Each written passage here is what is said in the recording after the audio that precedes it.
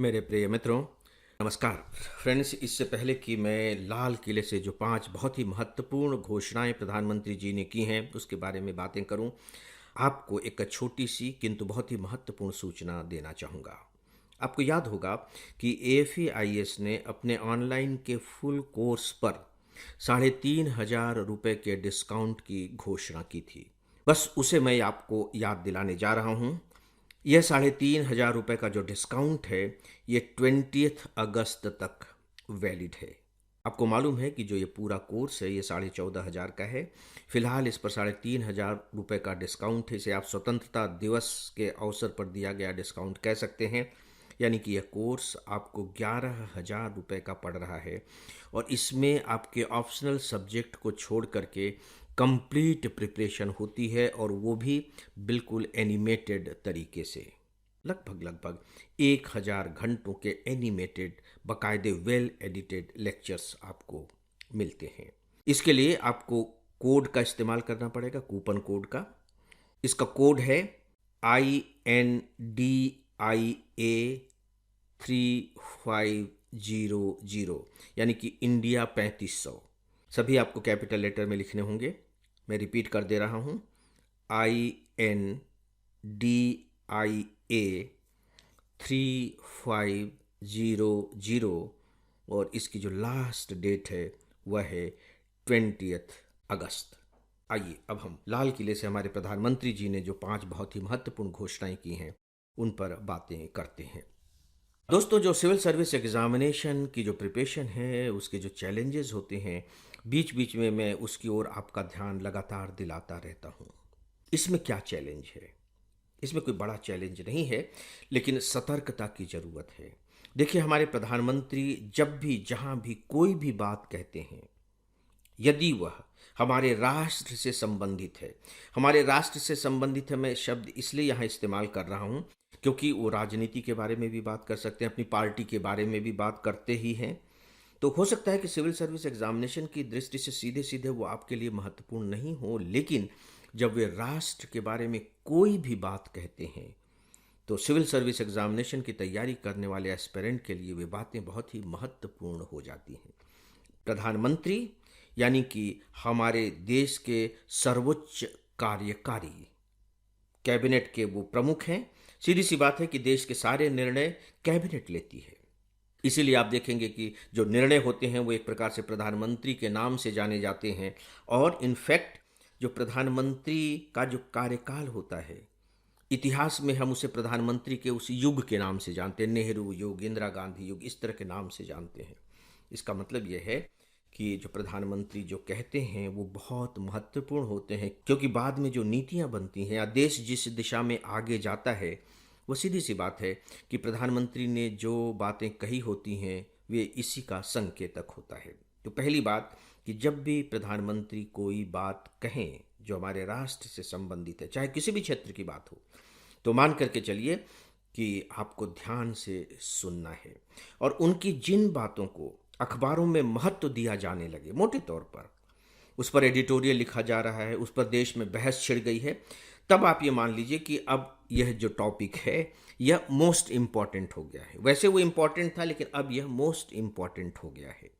और फिर कल्पना कीजिए कि यदि घोषणा स्वतंत्रता दिवस पर की जाए, लाल किले के प्राचीर से की जाए, तो वह अपने आप में कितना महत्वपूर्ण हो जाता है, क्योंकि यह प्रधानमंत्री जी के द्वारा देश से किया गया एक वायदा बन जाता है। क्योंकि स्थान की अपनी पवित्रता होती है, अपनी सैंक्टिटी होती है, अपना महत्व होता है। तो लाल किले का तो महत्व है, मुझे बताने की जरूरत नहीं है। तो दोस्तों, प्रधानमंत्री जी ने 15 अगस्त को इस बार जितनी भी घोषणाएं की हैं, उनमें से 5 घोषणाएं बहुत महत्वपूर्ण मालूम पड़ रही हैं। ये जो 5 घोषणाएं हैं, इनका आधार क्या है? हमारे देश की वर्तमान आवश्यकता, 2047 में जो हम भारत को एक विकसित राष्ट्र के रूप में देखना चाहते हैं, उसके पड़ाव या उसके क्रियान्वयन के लिए क्या क्या कदम उठाए जाने चाहिए, ये हमारे आधार हो सकते हैं। तो उन्होंने जो 5 महत्वपूर्ण घोषणाएं की हैं, आगे आपको इनकी डिटेल्स जानने को मिलेंगी, उन्हें मैं आपके सामने रख रहा हूं। जो सबसे टॉप की बात मुझे लगी, जो सबसे महत्वपूर्ण है, वह है सुदर्शन चक्र अभियान, सुदर्शन चक्र अभियान। इस अभियान के नाम में ही बहुत सारी विशेषताएं छिपी हुई हैं। सुदर्शन चक्र आप जानते हैं, भगवान विष्णु की उंगली पर सुदर्शन चक्र है और कृष्ण की उंगली पर भी सुदर्शन चक्र है, और उन्होंने तो बकायदे इसका उपयोग भी किया। सुदर्शन चक्र की विशेषता क्या है? चक्र तो है ही है, वो गोलाकार। ये अमोघ अस्त्र है, अमोघ यानी कि जिस पर छोड़ दिया गया फिर वो बच नहीं सकता। अपने निशाने में, अपने उद्देश्य में जो सुदर्शन चक्र है, यह कभी चूकता नहीं है। यह सुन करके आपने अनुमान लगा लिया होगा कि इसका जो संबंध है वो कहीं ना कहीं आर्मी से होगा, डिफेंस से होगा, देश की रक्षा से होगा। जी हाँ, इसका संबंध इसी से है। और नो डाउट कि इसे जो चुना गया है उसके बैकग्राउंड में कहीं ना कहीं तो ऑपरेशन सिंदूर होगा ही होगा। खैर, हम उस पर बात नहीं करते। तो यह बेसिकली हमारी जो राष्ट्रीय सुरक्षा है उस पर आधारित अभियान है। तो राष्ट्रीय सुरक्षा के लिए आपको किन किन बातों की जरूरत पड़ेगी? सीधी सी बात है कि हमारे पास जो अस्त्र शस्त्र हैं, यानी कि हमारे पास जो सुरक्षा कवच है, हम कैसे उसका विस्तार करें, बढ़ाएं, चाहे वो आकाश में हो, चाहे वो पृथ्वी पर हो, चाहे वो समुद्र में हो। फिर जो हमारे पास है ऑलरेडी उसको कैसे और ज़्यादा मजबूत करें, यानी कि सुरक्षा कवच का विस्तार करना है, सुरक्षा कवच का सुदृढ़ीकरण करना है। साथ ही साथ हमारे पास जो कुछ भी अपनी प्रणालियां हैं उनका आधुनिकीकरण भी करना है, यानी कि विस्तार, सुदृढ़ीकरण और आधुनिकीकरण, ये तीन बातें हैं जो सुदर्शन चक्र नामक मिशन में शामिल की गई हैं। इसमें जो एक बहुत इंपॉर्टेंट पॉइंट है वो मैं खासकर आप लोगों को बताना चाहूँगा, वो है कि हम अपने यहाँ एक आयरन डोम तैयार करेंगे। आयरन डोम, शायद आपने सुना होगा आयरन डोम के बारे में। शुरुआत में इसकी खूब चर्चा उस समय हुई थी जब इजराइल और फिलिस्तीन में युद्ध छिड़ा था। आयरन डोम, इजराइल पर बहुत अटैक किए गए, मिसाइल्स वगैरह भेजे गए, लेकिन ये आयरन डोम उन सबको बेअसर कर देता था। आयरन डोम, और ये जो आयरन डोम है, ऐसा नहीं है कि केवल सीमाओं पर ही हमारी सुरक्षा करेगा, बल्कि सीमा के अंदर भी हमें सुरक्षा देगा। और ये माना जा रहा है कि ये जो आयरन डोम होगा इसे हम खुद ही तैयार करेंगे। कोशिश होगी कि यह स्वदेशी हो। बहुत इम्पॉर्टेंट घोषणा। दोस्तों, जो दूसरी घोषणा है वो है कि जीएसटी में सुधार किया जाएगा। देखिए, जीएसटी के कारण बिजनेसमैन भी परेशान है, खासकर उसकी जो जटिलताएं हैं उसको लेकर के, और जनता इस बात से परेशान है कि उसकी वजह से वस्तुओं की कीमतें बहुत ज़्यादा बढ़ गई हैं।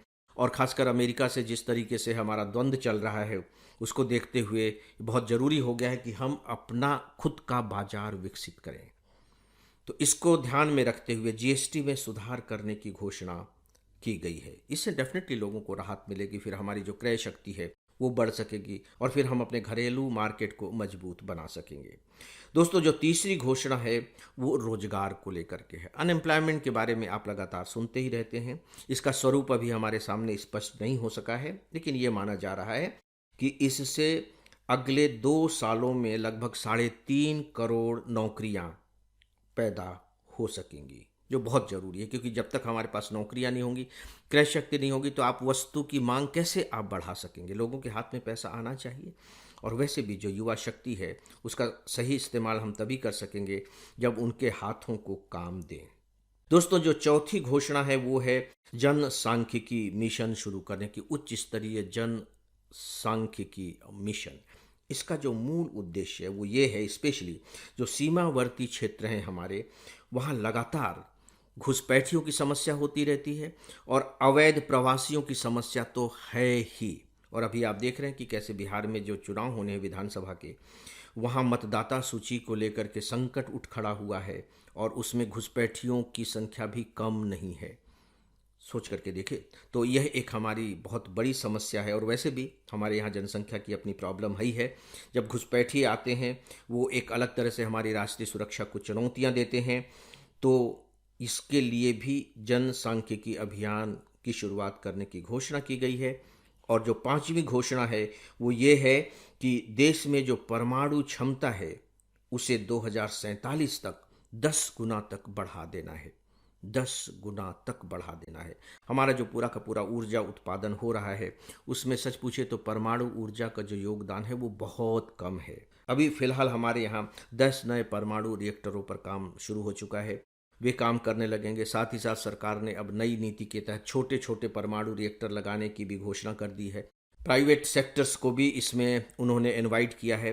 तो हो सकता है कि 2047 तक हम अपने इस लक्ष्य को प्राप्त कर लें, तो इससे हमारे जो ग्रीन एनर्जी का भंडार है वो काफ़ी बढ़ सकेगा। तो दोस्तों, ये थी 5 महत्वपूर्ण घोषणाएं, और अंत में बस मैं यही कहना चाहूँगा कि अभी जो कुछ ही दिनों बाद जो आपके मेंस के एग्ज़ाम होने हैं, यदि इनसे रिलेटेड कोई भी प्रश्न आता है तो प्लीज़ आप तरीके से इन तथ्यों को उसमें शामिल करने की कोशिश करें।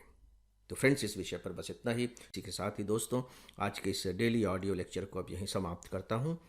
नमस्कार।